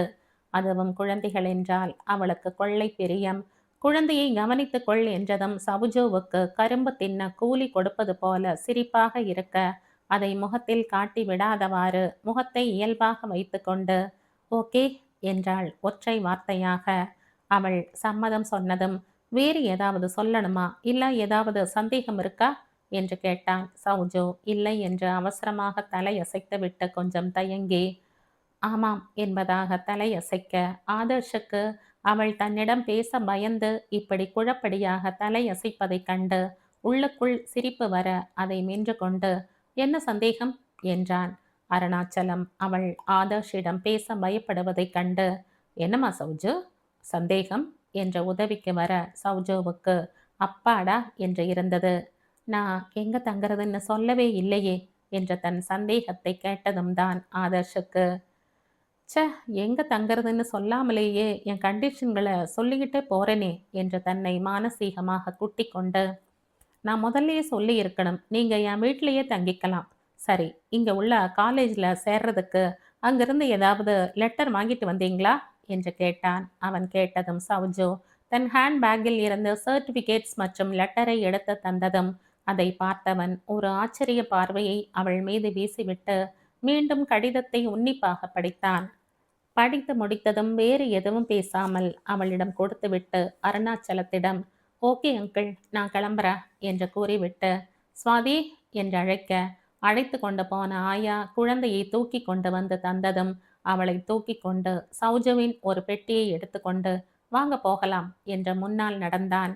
சௌஜு ஒரு நிமிடம் தயங்கி அருணாச்சலத்தை பார்க்க, அவர், பயப்படாம போமா, நாளைக்கு காலேஜில் போய் சேர்ந்ததும் என்கிட்ட வந்து சொல். அப்புறம் உனக்கு நேரம் கிடைக்கும்போது கண்டிப்பா இங்க வந்துட்டு போ. நானும் அங்க வந்து உன்னை பார்க்குறேன். நான் ஃபோன் செய்து வரதுகிட்ட சொல்லிடுறேம்மா. நீ ஊருக்கு ஃபோன் செஞ்சிடு என்ற ஒரு தகப்பனின் அக்கறையோடு கூறியதும் சௌஜு மௌனமாக தலையாட்டிவிட்டு தன் பெட்டியை தூக்கி கொண்டு அவன் பின்னால் நடந்தாள். காரில் ஏறி அமர்ந்ததும் சுவாதீனமாக அவள் மடியில் ஏறிக்கொண்டாள். சௌஜுவும் அவளை மார்போடு அணைத்து கொள்ள சுவாதி அவளோடு மிகவும் சுலபமாக பொருந்தி போனாள். ஆதர்ஷ் கவனமாக அதை மனதில் குறித்து கொண்டான். வழியெல்லாம் இருட்டாக இருக்க கொஞ்ச நேரத்தில் சுவாதி சௌஜுவிடம் கேள்வி மேல் கேள்வி கேட்டு தளர்ந்து போய் சேவை மையத்திலேயே சாப்பிட்டு விட்டதால் அயர்ந்து போய் சௌஜுவின் மார்பிலேயே சாய்ந்து தூங்கிவிட்டாள். அருணாச்சலத்தின் சேவை மையத்தில் இருந்து 5 கிலோமீட்டர் தூரத்தில் ஆதர்ஷின் வீடு இருந்தது. வண்டி அவன் வீட்டின் முன் நிற்க அவன் வண்டியை நிறுத்திவிட்டு சுற்றி வந்து தூங்குகிற குழந்தையை தூக்க முயற்சிக்க சௌஜு அவனை தடுத்து, பரவாயில்ல, நானே தூக்கிக்கிறேன் என்று கூறிவிட்டு குழந்தையை தோள் மீது தூக்கி போட்டு கொள்ள ஆதர்ஷ் நன்றியுடன் ஒரு பார்வை பார்த்துவிட்டு அவள் பெட்டிகளை தூக்கி கொண்டு சௌஜு பின்தொடர முன்னால் நடந்தான். எங்கும் இருட்டாக இருந்ததால் கண்ணுக்கு எதுவும் புலப்படவில்லை. கேட்டை தாண்டி உள்ளே சென்றதும் சாவி போட்டு கதவு திறந்து உள்ளே சென்று லைட்டை போட அது பளிச்சென்று வெளிச்சத்தை உமிழ அப்போதுதான் அந்த வீட்டின் அழகே முழுவதுமாக தெரிந்தது. அந்த வீட்டின் அழகை ரசித்து கொண்டே ஆதர்ஷ் காட்டிய அறையில் குழந்தையை படுக்க வைத்து போர்வையை அழகாக போர்த்துவிட்டு கொஞ்ச நேரம் அந்த அழகிய ரோஜா போல் தூங்கும் குழந்தையை ரசித்து அவள் பட்டு போன்ற கன்னத்தில் தன் இதழ்கள் பதித்துவிட்டு திரும்பிய சௌஜு எதிரில் ஆதர்ஷை பார்த்ததும் தூக்கி வாரி போட நிமிர்ந்தாள். சாரி, உங்க அறையை காட்ட அழைச்சிட்டு போக வந்தேன் என்றதும் சமாதானமடைந்து அவன் பின்னால் சென்றாள். சுவாதியின் அறையின் பக்கத்தில் அவளுக்கு ஒரு அறையை காட்டி, இதுதான் உங்க அறை, நீங்க போய் ரெஃப்ரெஷ் செஞ்சுக்கிட்டு வாங்க, சாப்பிடலாம் என்ற உணர்ச்சியே இல்லாமல் கூறிவிட்டு நகர முயன்றவனை ஒரு நிமிஷம் என்று நிறுத்தினாள். என்ன என்ற கேள்வியாய் திரும்பியவனிடம், வந்து வந்து என்று இழுத்துவிட்டு, நாம வீட்டுக்கு வரும்போது வீடு பூட்டி இருந்தது, அப்படின்னா சுவாதியோட அம்மா எங்கேன்னு தெரிஞ்சுக்கலாமா என்று ஒரு வழியாக மென்று முழுங்கி கேட்டுவிட்டாள். அவள் கேள்விக்கு பெருமூச்சை இழுத்துவிட்டு, சொல்ற, முதல்ல நீங்க சாப்பிட வாங்க என்று சென்று விட்டான். ஆனால் சௌஜு சுவாதியின் அம்மா எங்கே என சேவை மையத்தில் குழந்தையிடம் கேட்டபோது இடைமறித்து பேச்சை திசை திருப்பினான். இப்போது சாப்பிடவா என்றால் யார் சமைத்திருப்பார்கள்? வீட்டில் வேலைக்காரி கூட இருக்கிற மாதிரி தெரியவில்லையே என்ற மண்டையை போட்டு உடைத்து கொண்டாள். ரெஃப்ரெஷ் செய்து கொண்டு ட்ரெஸ்ஸை மாற்றிக்கொண்டு டைனிங் ஹாலுக்கு செல்ல அங்கே ஆதர்ஷ் இவளுக்காக காத்து கொண்டிருந்தான். அவனுக்கு சாரி சொல்லிவிட்டு அமர்ந்தவளுக்கு சப்பாத்தியும் குருமாவும் பரிமாறிவிட்டு அவனும் எடுத்து போட்டு கொண்டு சாப்பிட்டான். சௌஜு சாப்பிடாமல் இருக்க கண்ணாலேயே சாப்பிடு என்ற சைகை செய்ய சௌஜு அதற்கு மேல் தயங்காமல் சாப்பிட ஆரம்பித்தாள். சாப்பிட்டு கொண்டே ஆதர்ஷை பார்த்து, சார், நீங்க நான் கேட்ட கேள்விக்கு பதில் சொல்லவே இல்லையே என்று மீண்டும் தன் கேள்வியை அவனுக்கு நினைவூட்டினாள். தன் பாட்டுக்கு சாப்பிட்டு கொண்டிருந்தவன் சௌஜுவின் கேள்விக்கு நிமிர்ந்து பார்த்துவிட்டு, ஆ, அவங்க இப்போ உயிரோட இல்லை என்று முகம் இறுக சுருக்கமாக சொன்னதும் அதை கேட்டு சௌஜோவுக்கு தொண்டைக்குள் சாப்பாடு இறங்காமல் முள் குத்திய மாதிரி வலிக்க அவனை பரிதாபமாக பார்த்தாள். அவனே தொடர்ந்து, இங்க சமையல் செய்ய ஒரு வேலை செய்யற அம்மா இருக்காங்க. இன்னைக்கு ஏதோ ஒரு முக்கியமான வேலை இருக்குன்னு ஊருக்கு போயிருக்காங்க. நாளைக்கு மதியம் வந்துடுவாங்க என்று அவள் கேட்காமலேயே உபரி தகவலை கொடுத்துவிட்டு அதற்கு மேல் பேச எதுவும் இல்லை என்கிற மாதிரி எழுந்து சென்றான். ஆனால் சௌஜோவுக்கு தான் அதற்கு மேல் சாப்பிட முடியாமல் பாதியிலேயே எழுந்து கையை கழுவிக்கொண்டு தன் அறைக்கு திரும்பினாள். உள்ளே போய் கதவை சாத்தியவள் போனை எடுத்து வீட்டுக்கு போன் செய்து தான் பத்திரமாக வந்து சேர்ந்ததையும் ஆதர்ஷ் பற்றி சொல்லி அவர் வீட்டில் தங்கி இருப்பதையும் கூறிவிட்டு போனை வைக்கையில் கதவு தட்டும் சப்தம் கேட்டது. எழுந்து போய் கதவை திறக்க வெளியே நின்றிருந்த ஆதர்ஷுக்கு சௌஜு அணிந்திருந்த மெல்லிய நைட்டி அவளின் வரி வடிவத்தை காட்ட கண்களை மூடி திறந்து அவளை பார்க்காமலே, காலையில காலேஜுக்கு போக எல்லா பேப்பர்ஸையும் ரெடியா எடுத்து வச்சுக்கோங்க, நான் அழைச்சிக்கிட்டு போறேன், குட் நைட் என்று கூறிவிட்டு சென்று விட்டான். அவன் சென்றதும் மீண்டும் கதவை சாத்திவிட்டு வந்து படுத்தவளுக்கு ஆதர்ஷின் நிலைமையை நினைத்து மிகவும் பரிதாபமாக இருந்தது. அடுத்த நாள் காலையிலேயே எழுந்து குளித்துவிட்டு வெளியில் வந்து பார்த்தபோது ஊட்டியே அந்த இளம் காலை வெயிலில் மிகவும் ரம்யமாக இருந்தது.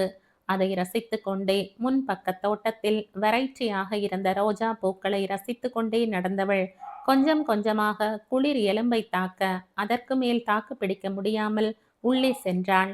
சுவாதியின் அறைக்கு சென்று குழந்தை எழுந்து விட்டாளா என்று எட்டி பார்க்க சுவாதி அப்போதுதான் எழுந்து பொம்மையை வைத்து விளையாடி கொண்டிருந்தாள்.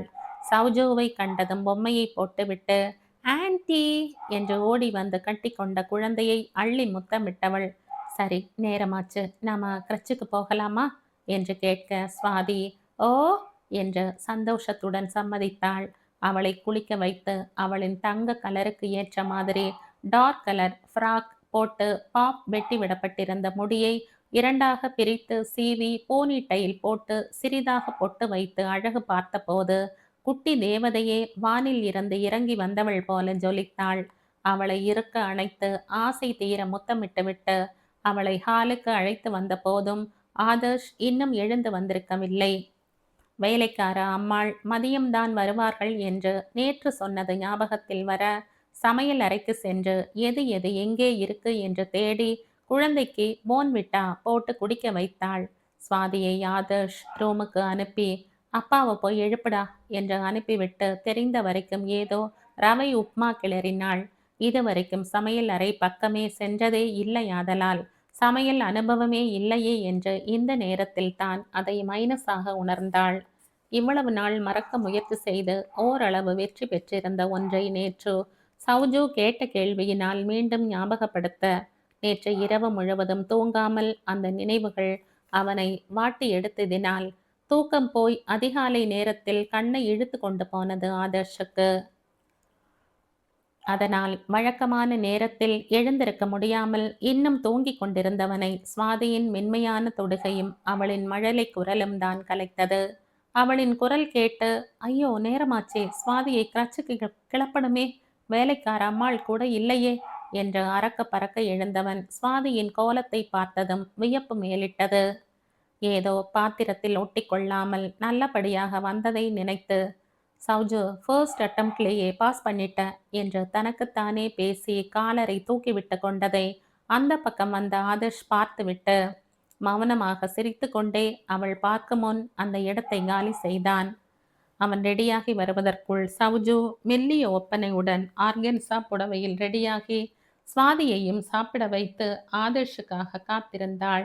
மனதின் ஓரத்தில் உப்புமாவை சாப்பிட்டுவிட்டு என்ன சொல்ல போகிறானோ என்று நெஞ்சம் திக் திக் என்று அடித்து கொள்ள ஒரு திகில் படம் பார்க்கும் உணர்வுதான் அப்போது அவளிடம் இருந்தது. ஏற்கனவே நேற்று அவனிடம் வாங்கி கட்டி கொண்ட அனுபவம் இருந்ததால் பயம் அழையா விருந்தாளியாக வந்திருந்தது. ஆனால் அதற்கு எதிர்மாறாக எதுவும் சொல்லாமல் சாப்பிட்டுவிட்டு மென்னகையுடன் நல்லா இருக்கு, ரொம்ப தேங்க்ஸ், இந்த சிரமம் உங்களுக்கு நாளையிலிருந்து இருக்காது என்று பட்டும் படாமல் சொல்லிவிட்டு எழுந்து போக சௌஜு அதை கொஞ்சம் சிரிச்சுக்கிட்டே சொன்னாதான் என்னவாம், பெரிய புன்னகை மன்னன்னு நினப்பு, சரியான சிடு மூஞ்சி என்று உள்ளுக்குள் அர்ச்சனை செய்துவிட்டு தலையை சிலுப்பி கொண்டு எல்லாவற்றையும் உள்ளே எடுத்து வைத்தாள். கொஞ்ச நேரத்தில் ட்ரிம்மாக உடை அணிந்து கிளம்பி வந்த ஆதர்ஷ் சௌஜுவை பார்த்து போகலாமா என்று கேட்டதும் வெறும் தலையை மட்டும் பூம் பூம் மாடு மாதிரி ஆட்டினாள். கார் சாவியை எடுத்துக்கொண்டு சுவாதியை தூக்கி கொண்டு முன்னால் நடக்க அவனை பின்தொடர்ந்தாள். காலை நேரத்தில் குளிர் அதிகமாக இருக்க சௌஜு புடவை தலைப்பை இழுத்து போர்த்தி கொள்ள அவளை ஒரு பார்வை பார்த்துவிட்டு வண்டியை எடுத்தான். முதலில் சுவாதியை பக்கத்தில் இருக்கிற குட் ஷெப்பர்ட் ஸ்கூல் கம் கிரச்சில் விட்டுவிட்டு நேரே மெடிக்கல் காலேஜுக்கு அழைத்து சென்றான். வண்டியை பார்க்கிங்கில் விட்டுவிட்டு உள்ளே அழைத்து சென்றவன் வரவேற்பறையில் நின்றிருந்த பெண்ணிடம் டீன் ரூம் எது என்று விசாரித்து அழைத்து சென்றான். அவன் பெயரை கேட்டு வெளியில் அமர சொல்லிவிட்டு உள்ளே பியூன் செல்ல இருவரும் வெளியே காத்திருந்தார்கள். சௌஜு அந்த ஹாஸ்பிடலை சுற்றிலும் நோட்டமிட ஆதர்ஷ் கையை கட்டிக்கொண்டு அமைதியாக அமர்ந்திருந்தான். உள்ளே இருந்து அழைப்பு வந்ததும் இருவரும் உள்ளே செல்ல ஆதர்ஷை பார்த்ததும் hospital dean Sudarshan welcome my young man என்ற இரு கைகளையும் விரித்து அன்பாக வரவேற்று அவனை கட்டி கொண்டார். ஆதர்ஷும் ஹலோ அங்கிள் என்ற பளிச்சென்ற பல்வரிசை தெரிய சிரித்து கை குலுக்கினான். அவன் சிரித்ததும் அவனின் முகம் இன்னும் வசீகரமாக. சௌஜுவால் அவன் முகத்தில் இருந்து கண்ணை எடுக்கவே முடியாமல் திணறினாள். இருவரும் பரஸ்பரம் பேசிவிட்டு ஆதர்ஷ் சௌஜுவிடம் திரும்பி அவளிடமிருந்து சென்னை ஹாஸ்பிட்டல் டீன் கொடுத்த லெட்டரை காட்டி ஏதோ சொல்ல அவர் அதை படித்துவிட்டு அவளுடைய சர்டிபிகேட்ஸ் எல்லாம் வாங்கி ஒரு நோட்டமிட்டுவிட்டு கம்ப்யூட்டரில் அவள் பற்றிய விவரங்களை அவளிடம் கேட்டு பதிந்துவிட்டு லெட்ஜரில் கையெழுத்து வாங்கிவிட்டு பியூனை கூப்பிட்டு அவளை அனுப்பி வைத்தார்.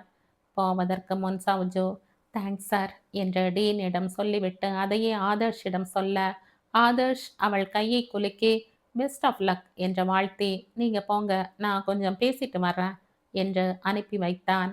அவள் சென்றதும் டீனிடம் அங்கிள் மிஸ் சௌஜன்யாவுக்கு மார்னிங் டு ஈவினிங் ஷிஃப்ட் இருக்கிற மாதிரி கொஞ்சம் அட்ஜஸ்ட் செஞ்சு போடுங்க. பிகாஸ் இப்போதைக்கு அவ தான் சுவாதியை பார்த்துக்கிற பேபி சிட்டர். நான் வேலை முடிஞ்சு சாயந்தரம் வர நேரம் ஆயிடும், அதனால தான் இந்த ரிக்வெஸ்ட் வைக்கிறேன் என்றான். டோன்ட் வரி யங் மேன், எனக்கு உன் ப்ராப்ளம் தெரியும். இந்த ஹாஸ்பிட்டல் டீன் நான், ஸோ உனக்கு ஃபேவராக பண்ணுறேன். சரி, குட்டி ஏஞ்சல் எப்படி இருக்கா? ஹாப்பியாக இருக்காளா இல்லை அம்மா வேணும் அம்மா வேணும்னு நச்சரிக்கிறாளா என்று விசாரித்தார். ரொம்ப தேங்க்ஸ் அங்கிள், இந்த உதவியை நான் என்றைக்குமே மறக்க மாட்டேன் என்று நன்றி சொல்லிவிட்டு இல்லை அங்கிள், கொஞ்ச நாளாக அம்மாவை பற்றி எதுவுமே கேட்கறதில்ல. அதுவும் நேற்று மிஸ் சௌஜன்யா வந்ததுலேருந்து அவள் சுத்தமாக மறந்துட்டா. நேற்று மாலையிலிருந்து அவளிடம்தான் ஒட்டி கொண்டிருக்கிறாள். அநேகமாக இனிமேல் அதிகமாக தொல்லை தரமாட்டான்னு நினைக்கிறேன் என்ற யோசனையுடன் சொன்னான். அப்போதுதான் ஞாபகம் வந்தவர் போல சௌஜவை பற்றி அவர் விசாரிக்க ஆதர்ஷ் அருணாச்சலம் அங்கிள் மூலமா வந்தா என்று அவளை பற்றி எல்லாம் கூறியதும் சுதர்சன் ஒரு பெருமூச்செடுத்து யாருக்கு எப்போ என்ன பிரச்சனை வரும்னு சொல்ல முடியல. சென்னையில் பணக்காரரான ஒரு கலெக்டரோட பெண் இங்கே பேபி சிட்டராக வேலை பார்க்க வேண்டிய கால கொடுமையை என்ன சொல்றது என்று ஆழ்ந்த பெருமூச்செடுக்க ஆதர்ஷுக்கும் சௌஜுவின் நிலைமையை நினைத்து கஷ்டமாகத்தான் இருந்தது. ஓகே அங்கிள், எனக்கு கம்பெனிக்கு நேரமாச்சு, நான் சௌஜன்யாவை பார்த்துட்டு போகிறேன். தேங்க்ஸ் ஃபார் எவ்ரிதிங் என்ற கை குலுக்கி விடை பெற்றான். சௌஜு இருக்கும் வார்டை கேட்டு தேடி சென்றான். நான் டீன் கிட்ட பேசிட்டேன். உங்களுக்கு எப்போதுமே காலை டு மாலை தான் டியூட்டி. ஸோ மாலை உங்கள் வேலை முடிஞ்சதும் ரெடியாக இருங்க. இன்னைக்கு மட்டும் உங்களை நான் வந்து பிக்கப் செஞ்சுக்கிறேன். நாளையிலேருந்து வீட்டில் ஒரு கைனெட்டிக் ஹோண்டா இருக்குது, அதை எடுத்துக்கோங்க என்று கூறிவிட்டு வண்டி ஓட்ட தெரியுமா என்று சந்தேகத்துடனே கேட்டான். சௌஜு தெரியும் என்றவுடன் ஓகே மிஸ் சௌஜன்யா, எனக்கு கம்பெனிக்கு நேரமாச்சு என்று மணிக்கட்டில் கட்டியிருந்த வாட்சை பார்த்து கொண்டே அவளிடமிருந்து விடை பெற்றவன் திரும்ப வந்து சாரி சொல்ல மறந்துட்டேனே, இன்னைக்கு ஒரு நாள் கேன்டீனில் சாப்பிட்டுக்கோங்க, நாளையிலிருந்து வீட்டிலிருந்து சாப்பாடு எடுத்துட்டு வந்துடுங்க என்று கூறிவிட்டு அவளின் பதிலுக்கு கூட காத்திருக்காமல் அங்கிருந்து வேகமாக சென்று விட்டான். அவன் சென்றதும் சௌஜுவுக்கு என்ன இது, இவன் நம் பதிலை எதிர்பார்க்காம அவன் பாட்டுக்கு பேசிட்டு போயிட்டான். இதுதான் இவனோட குணமா இல்லை நடுவில் வந்ததா? எது எப்படி இருந்தாலும் நாம இருக்க போறது 3 மாசம், அப்புறம் பார்ப்போம். இவன் நடந்துக்கிறத வச்சு இங்கே இருக்கலாமா இல்லை போகலாமான்னு முடிவு செஞ்சுக்கலாம் என்று தனக்குள் தீர்மானித்தபடி தன் வேலையை கவனிக்க சென்றாள். அதன் பிறகு அவளுக்கு யோசிக்கவே நேரம் இல்லாமல் போய்விட புதிதாக சேர்ந்தவள் என்பதால் கொஞ்சம் அதிகமாகவே ஆளுக்கு வேலை வாங்கினார்கள். எவ்வளவு வேலை கொடுத்தாலும் அவ்வளவும் நமக்கு அனுபவம் தானே என்று முகம் சுளிக்காமல் செய்தாள். மதிய நேரம் நெருங்க எல்லோரும் சாப்பிட செல்ல சௌஜு கேன்டீனுக்கு சென்று சாப்பாடு வாங்கி சாப்பிட அமர்ந்தவளுக்கு சுவாதியின் ஞாபகம் வர சுவாதி சாப்பிட்டாளா இல்லையா, இப்போ என்ன செய்கிறாள் என்று புதிதாக கவலை முளைத்தது. உடனே கைபேசியை எடுத்து காலையில் ஆதர்ஷ் கொடுத்த கிரட்ச் நம்பருக்கு கால் செய்து சுவாதியை பற்றி விசாரித்தாள். காலையில் சௌஜுவை அவர்களுக்கு ஆதர்ஷ் அறிமுகம் செய்து வைத்ததால் சௌஜு கேட்ட கேள்விக்கு பொறுப்பாக பதில் சொல்ல சௌஜுவும் நிம்மதியுடன் சாப்பிட்டு தன் வேலையை கவனிக்க சென்றாள். வேலை சுவாரஸ்யத்தில் நேரம் போனதே தெரியாமல் இருக்க ஆதர்ஷ் சௌஜுவை தேடி வந்த பிறகுதான் டியூட்டி முடிந்து விட்டது என்றே புரிந்தது. அவனிடம் சாரி கேட்டு கொண்டு போய் முகத்தை கழுவி லேசாக முகத்தை திருத்தி பொட்டு வைத்து புடவையை சரி செய்து கொண்டு தன் பேக்கை எடுத்துக்கொண்டு வெளியில் ஆதர்ஷுடன் வந்தாள். வண்டியில் ஏறி அமர்ந்ததும் ஆதர்ஷ் பேசாமல் வண்டியை எடுக்க சௌஜோவும் எதுவும் பேசாமல் மௌனமாக வந்தாள். கொஞ்ச நேரம் கழித்து ஆதர்ஷ், ஹாஸ்பிட்டல் உங்களுக்கு பிடிச்சிருக்கா? வேலையெல்லாம் எப்படி இருந்தது? மதியம் என்ன சாப்பிட்டீங்க என்ற மௌனத்தை கலைத்தான். அவன் கேட்டதும், இப்படியெல்லாம் கூட பேச தெரியுமா என்று சௌஜு அவனை ஆச்சரியத்துடன் பார்த்துவிட்டு, கடமையே என்று, நல்லா இருந்துச்சு சார். சென்னையில் செஞ்ச அதே வேலை தானே, எனக்கு எப்பவும் ரொம்ப பிடிக்கும் சார் என்று சுவாரஸ்யம் இல்லாமல் பட்டும் படாமல் சொல்வதை கேட்ட ஆதர்ஷுக்கு ஏனோ ஒரு மாதிரியாக இருந்தது. தலையை அழுந்த கோதிக்கொண்டு, மிஸ் சௌஜன்யா, எதுக்கு வாக்கியத்துக்கு வாக்கியம் சார் போடுறீங்க? ஜஸ்ட் கால் மீ ஆதர்ஷ் என்றான். அவனை மீண்டும் ஒரு புரியாத பார்வை பார்த்துவிட்டு மௌனமாகிவிட வண்டி திடீரென்று ஒரு கடையின் முன் நின்றது. அவனை திரும்பி ஏன் என்கிற மாதிரி பார்க்க, வாங்க என்று வேறு எதுவும் சொல்லாமல் அழைத்து போனான். உள்ளே சென்றதும் தான் தெரிந்தது அது ஒரு ஸ்வெட்டர் விற்கிற கடை என்று. அவளிடம், உங்களுக்கு பிடிச்ச மாதிரி ஸ்வெட்டர் நீங்களே செலக்ட் செஞ்சுக்கோங்க என்று சொல்லிவிட்டு அவன் பேண்ட் பாக்கெட்டில் கையை விட்டு கொண்டு ஒரு ஓரமாக நின்றுவிட சௌஜுவுக்கு அவனை புரிந்து கொள்வதே பிரம்ம பிரயத்தனமாக இருந்தது. அவளுக்கு அப்போதைய நிலைமைக்கு ஸ்வெட்டர் தேவை என்பதால் வேறு எதுவும் பேசாமல் தனக்கு பிடித்த மாதிரி 3 ஸ்வெட்டர்களை தேர்ந்தெடுத்து பில் போட சொன்னாள். பில் வந்ததும் ஆதர்ஷ் தன் பர்சில் இருந்து பணம் எடுத்து கொடுக்க சௌஜு அவனை தடுத்துவிட்டு, சாரி சார், ஏன் தேவைக்குன்னு வாங்கினது, நானே பண்றேன் என்ற நாசுக்காக மறுத்துவிட்டு அவள் பேக்கில் இருந்து பணம் எடுத்து கொடுத்தாள். ஆதர்ஷ் வேறு எதுவும் பேசாமல் வண்டியில் அமர அதற்கு மேல் வழக்கம் போல் இருவரும் பேசாமல் சுவாதியின் கிரச்சுக்கு வந்தார்கள். சௌஜு இறங்கி போய் சுவாதியை கூட்டிக் கொண்டு வர அவள் சௌஜுவுடன் வள வளவென்று பேசிக்கொண்டே வந்தாள். எப்போதும் கிரச்சில் இருந்து வந்ததும் அப்பா என்ற ஆதர்ஷின் கழுத்தை கட்டிக்கொண்டு கீழே இறங்க மறுப்பவள் இன்று ஆதர்ஷ் பக்கம் கூட திரும்பாமல் கிரச்சில் அவளுக்கு சொல்லிக் கொடுத்த ரைம்ஸை சௌஜுவுக்கு பாடி காட்டிக் கொண்டிருந்ததை பார்த்து ஆதர்ஷ் குழந்தைக்கு அம்மா என்ற உறவு எவ்வளவு முக்கியம் என்று உணர்ந்தான். வீட்டுக்கு சென்றதும் வேலைக்கார கமலா அம்மாள் வந்திருக்க அவரிடம் சௌஜுவை அறிமுகப்படுத்திவிட்டு அவன் அறைக்கு சென்றுவிட சௌஜு அந்த கமலம்மாவிடம் கொஞ்ச நேரம் பேசிவிட்டு சுவாதியை அழைத்து கொண்டு சென்றாள். சுவாதிக்கு உடம்பு கழுவி ட்ரெஸ் மாற்றி அவளும் வேறு புடவையை மாற்றிக்கொண்டு ஹாலுக்கு வந்தபோது ஆதர்ஷ் சோஃபாவில் அமர்ந்து பேப்பர் படித்து கொண்டிருந்தான். சௌஜு எதிர் சோஃபாவில் அமர்ந்து சுவாதியிடம், கிரச்சில என்ன செஞ்ச என்று கேட்க அவள் அங்கு என்னென்ன சொல்லி கொடுத்தார்கள் என்று தன் மழலை குரலில் விவரிப்பதை கன்னத்தில் கையை வைத்து கொண்டு சுவாதியை ரசித்து கொண்டே ஆர்வத்துடன் கவனித்தான். நடுவே வேலைக்கார அம்மாள் கமலம்மா கொண்டு வந்து கொடுக்க அந்த போன்விட்டாவை குடிக்காமல் சௌஜுவிடம் பேசுவதிலேயே சுவாரஸ்யமாக இருக்க கமலம்மா அவளிடம் பலமுறை சொல்லியும் கேட்காமல் மீண்டும் மீண்டும் அவள் பேசுவதிலேயே குறியாக இருக்க சௌஜு அவரிடம், நான் பார்த்துக்கிறேன் என்று சைகை காட்டிவிட்டு அவளிடம், செல்லம், நீங்க போன்விட்டா குடிச்சா தானே ஆன்டி மீதி கதையை கேட்பேனாம் என்று சிறு குழந்தையாக மாறி ஒப்பந்தம் போட்டதும் அடுத்த நிமிடமே கமலம்மாவிடம் இருந்த போன்விட்டாவை வாங்கி வேகமாக குடித்துவிட்டு கப்பை கமலம்மாவிடம் கொடுக்க அவர் ஆச்சரியத்துடன், என்னால் நம்பவே முடியலம்மா, இவ்வளவு நாள் நானும் ஆதர்ஷ் தம்பியும் இவைகிட்ட போன்விட்டாவை குடிக்க வைக்க படாத பாடுபடுவோம். ஆனால் இன்னைக்கு நீ ஒரு வார்த்தை சொன்னதும் உடனே குடிச்சிட்டாளே என்று சிலாகித்து சொன்னார். சௌஜு, அப்படியெல்லாம் இல்லைம்மா, நாம் குழந்தைகிட்ட அவங்க பாணியிலேயே பேசினா அவங்க உடனே கேட்பாங்க. அவங்க உலகமே வேற. அவங்க நம்ம பேச்சை கேட்கணும்னா நாம தான் அவங்க லெவலுக்கு இறங்கி வரணும். நம்ம லெவலுக்கு வர சொல்லி அவங்கள ஃபோர்ஸ் பண்ணக்கூடாது என்று மென்மையாக எடுத்து கூற, என்னம்மாம்மா நீ சொன்னா சரிதான் என்று அவர் சொல்ல சௌஜு மீண்டும் சுவாதியின் பேச்சை கவனிக்க ஆரம்பித்தாள். ஆதர்ஷுக்கு கண்தான் பேப்பரில் இருந்ததே தவிர கவனம் எல்லாம் இவர்கள் பேச்சில்தான் இருந்தது. அவளின் மென்மையான பேச்சும் அணுகுமுறையும் அவன் மனதில் ஆழமாக பதிந்தது. ஆனால் அதை பாராட்டி சொல்ல வாய்தான் வரவில்லை. அப்படி என்பதை விட அவனின் கசப்பான அனுபவம் அவனை தடுத்தது. ஆனால் சவுஜு எதையும் கவனிக்காமல் சுவாதிக்கு ஏபிசிடி சொல்லித் தருவதில் மும்முரமாக இருந்தவள். அவள் ஏதோ கேட்டாள் என்று அவளுடன் ரூமுக்கு சென்று விட்டாள். அவள் சென்ற கொஞ்ச நேரத்தில் சவுஜு மறந்துவிட்டு சென்ற அவள் மொபைல் சிணுங்கியது. இருவரும் ரூமுக்கு சென்றதும் கவனத்தை மீண்டும் பேப்பரில் வைத்தவன் போன் சிணுங்க கவனம் கலைந்து பார்த்தவன் அது சவுஜு போன் என்றதும் அவள் ரூம் பக்கம் பார்வை சென்று சென்று மீண்டது.